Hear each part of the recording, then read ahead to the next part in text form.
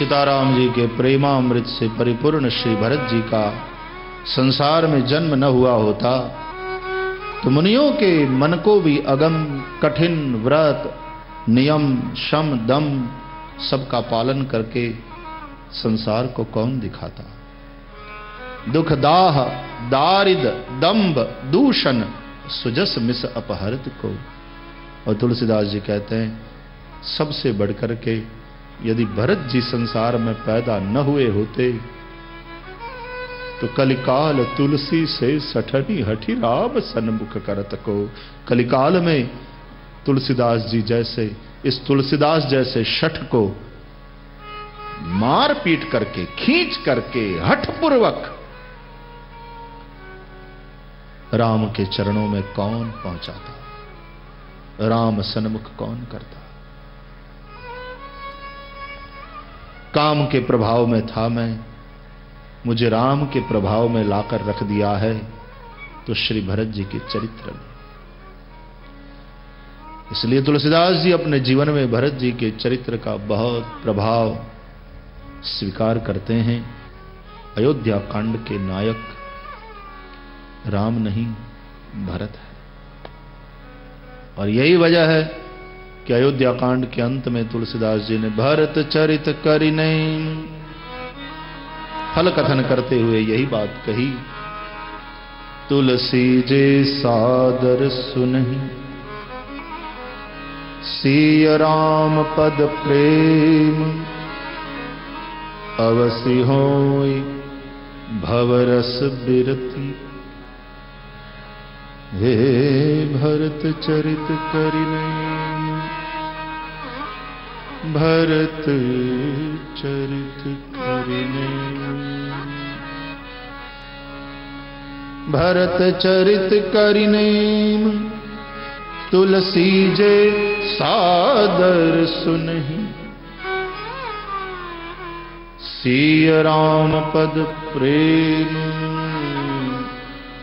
अवसि होई भवरस बिरति। भरत चरित करिने। वैसे तो ये रामचरित मानस है लेकिन अयोध्या कांड भरत चरित करिने तुलसी जी सादर सुनहि। श्री भरत जी के चरित्र का प्रभाव गोस्वामी तुलसीदास जी ने अपने जीवन में कबूल किया है। मेरे जीवन को यदि सबसे ज्यादा प्रभावित किया है तुलसीदास जी कहते हैं श्री भरत जी के चरित्र ने। और श्री भरत जी एक ऐसे साधक हैं रामचरितमानस के, एक ऐसा पात्र कि जिनके लिए साधन सिद्धि राम पद नेहु।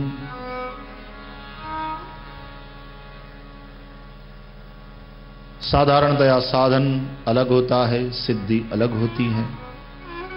साधन के द्वारा हम सिद्धि को प्राप्त करने का प्रयत्न करते हैं।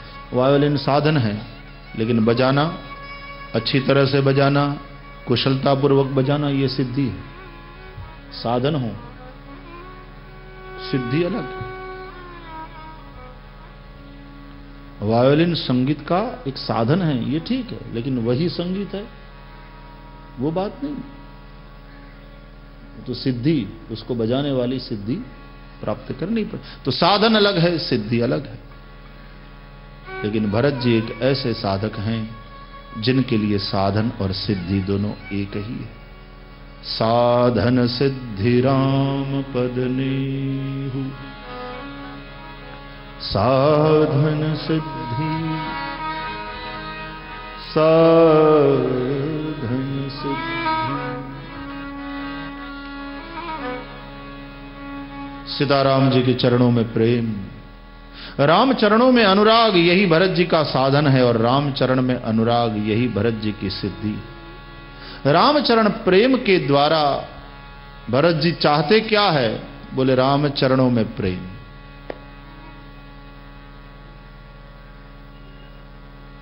इसलिए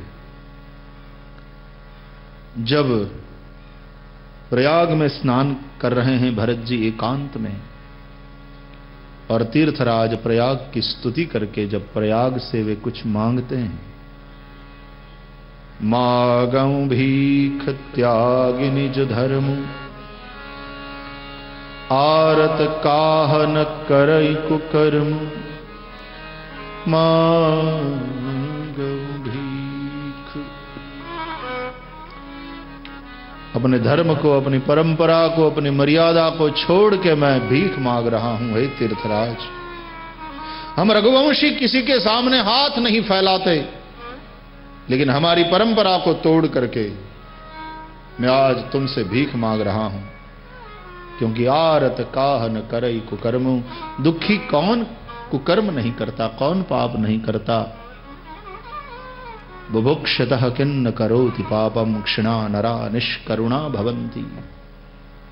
भूखा आदमी कौन पाप नहीं करता, कौन सा पाप नहीं करता। नागिन भूखी होती है, जब बहुत भूख लगती है अपने बच्चों को भी खा जाती। इसलिए मैं भीख मांगता हूं तुमसे। कौन सी भीख?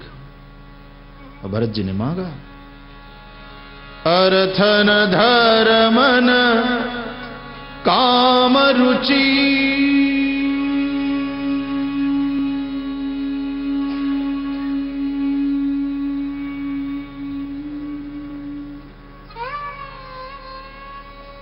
गति न चाहूं निर्वाण,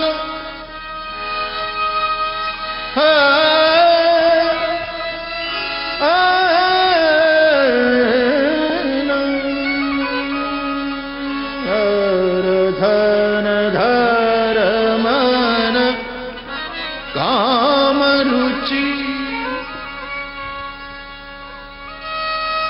गति न चाहूं निर्वाण। न मुझे अर्थ चाहिए, न धर्म चाहिए, न काम में मेरी कोई रुचि है, न मुझे मोक्ष चाहिए। तो जन्म जन्म रति राम पद, है जन्म जन्म रति राम पद, यह वरदान।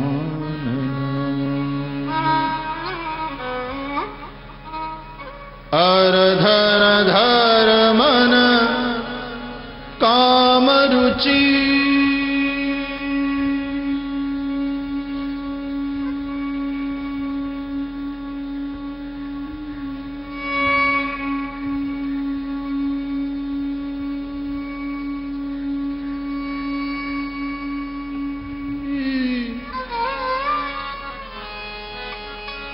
अरधन धर मन काम रुचि। प्राणायाम अपने आप होता है। गति न चाहूं निर्वाण, निर्वाण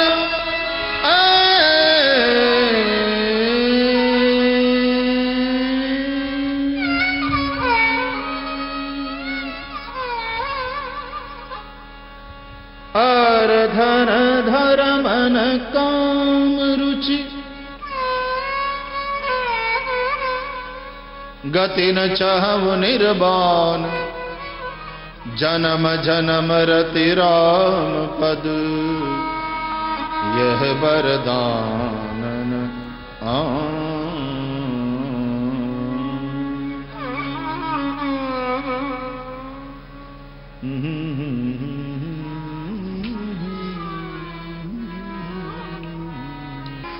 कुछ नहीं चाहिए मुझे, न अर्थ चाहिए, न धर्म चाहिए, न काम में मेरी कोई रुचि है, न मैं मोक्ष चाहता हूं।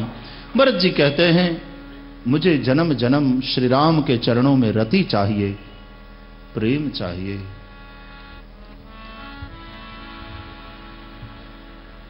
और तब त्रिवेणी से आवाज उठी, जब तीर्थराज प्रयाग में त्रिवेणी से यह मांगा वर,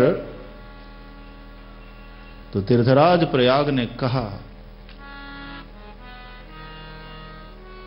कि जो तुम मांगते हो वो तो तुम्हारे पास है ही।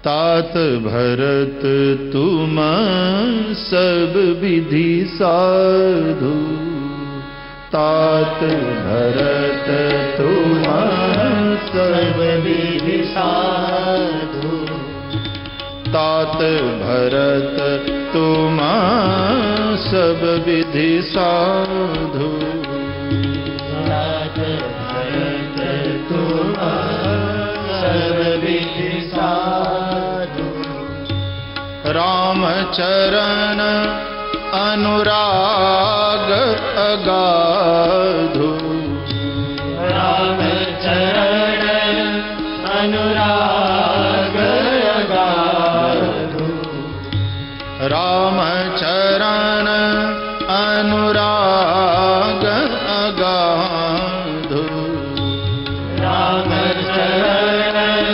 अनुराग अगाधु, तात भरत तुम सब विधि साधु, तात भरत तुम सब विधि साधु, तात भरत तुम, तात भरत तुम, तात भरत तुम सब विधि साधु।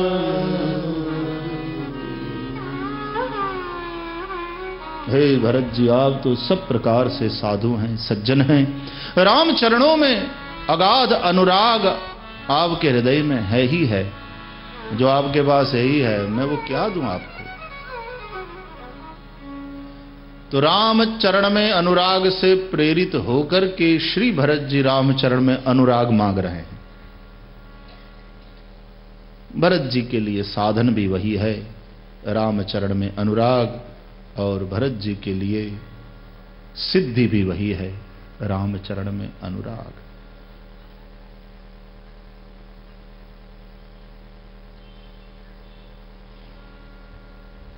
तो गोस्वामी तुलसीदास जी जब गणपति का स्मरण करके सिद्धि की प्राप्ति की बात करते हैं, तो तुलसीदास जी जैसे संत के लिए सिद्धि की परिभाषा क्या है?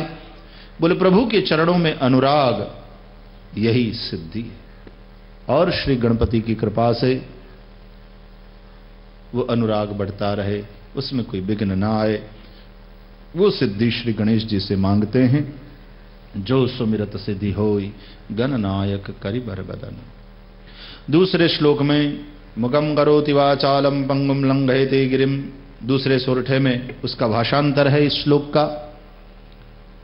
मूक होई बाचाल पंगु चढ़ई गिरि बर गहन, जासु कृपा सु दयाल द्रवउ सकल कलिमल दहन। जिनकी कृपा से गूंगा बोलने लगता है और लंगड़ा भी पर्वत को नांग के चला जाता है, ऐसी जिनकी कृपा है वे मुझ पर कृपा करें। देखा जाए तो आजकल डॉक्टरों के माध्यम से भी ये कार्य हो रहा है, गूंगे को बोलना सिखाते हैं, लंगड़ा भी चलने लगता है, ऐसे साधन बन गए हैं। मेडिकल साइंस में भी ये सेवाएं उपलब्ध है। तो क्या भगवान की कृपा उतनी है? लेकिन मुखम करोति वाचालम का अर्थ तुलसीदास जी की दृष्टि में है कि जो भगवान का नाम बोलता है वही हकीकत में बोलता है, बाकी सब तो बकते हैं, बकवास है। जो भगवान का नाम बोलता है वही बोलता है, बाकी तो सब गूंगे ही हैं। उससे तो गूंगा है होना अच्छा, ऐसा बकवास करने से तो गूंगा हो अच्छा। यदि बोले तो भगवान के चरित्र की बातें करें, भगवान के नाम का संकीर्तन करें, भगवान के गुणों के विषय में बताएं, वही बोलना, बाकी बकवास। संत कबीर एक बार जा रहे थे काशी में, गंगा स्नान करके अपने घर की ओर, और सामने से एक शव यात्रा आ रही थी। तो सब लोग बोल रहे थे राम नाम सत्य है, राम नाम सत्य है, राम राम सत्य। कबीर जी को देखा तो लोग रुक गए। कबीर जी ने पूछा कि भाई क्या हुआ? बोले महाराज गांव में जो फला आदमी था मर गया। कबीर जी ने पूछा कि ठीक है मर गया तो कहां ले जा रहे हो? बोले उसका दाह संस्कार करने गंगा घाट पर। कबीर जी ने कहा ठीक है ले जाओ, लेकिन ये राम नाम क्यों बोल रहे हो? लोगों ने सोचा आज कबीर जी को क्या हो गया। महाराज तबीयत ठीक है ना? जब कोई मर जाता है तो राम नाम बोला जाता। अच्छा, बोले तो फिर तुम लोग राम राम बोल रहे हो और ये जो सोया है अर्थी में वो क्यों नहीं बोल रहा? अरे महाराज वो मर गया है। कबीर जी ने कहा देखो देखो देखो, गड़बड़ी ना हो कहीं समझने में। वो मर गया है इसलिए नहीं बोल रहा, और तुम लोग क्यों बोल रहे हो? बोले हम जिंदा है इसलिए। अच्छा, कबीर जी ने कहा तो जो मर गया है वह राम नाम नहीं बोलता, और जो जिंदा है वे सब राम नाम बोलते हैं, ये बात है? बोले हाँ। बोले इसका मतलब ये हुआ कि तुम में जितने राम नाम बोलते हैं वे सब जिंदा है, ठीक है? बोले हाँ। और जो नहीं बोल रहा है वो मर गया है, मरा हुआ है, ठीक है? बोले हाँ महाराज। कबीर जी ने कहा कि मैं भी तो यही कहता हूं कि जो राम राम बोलता है वही जिंदा है, और जिनके मुंह से राम का नाम नहीं निकलता वो मरे ही हुए हैं। काम ने मारा, क्रोध ने मारा, मोह ने मारा, अभिमान ने मारा, वे सब मरे हुए हैं। तो मुकम करो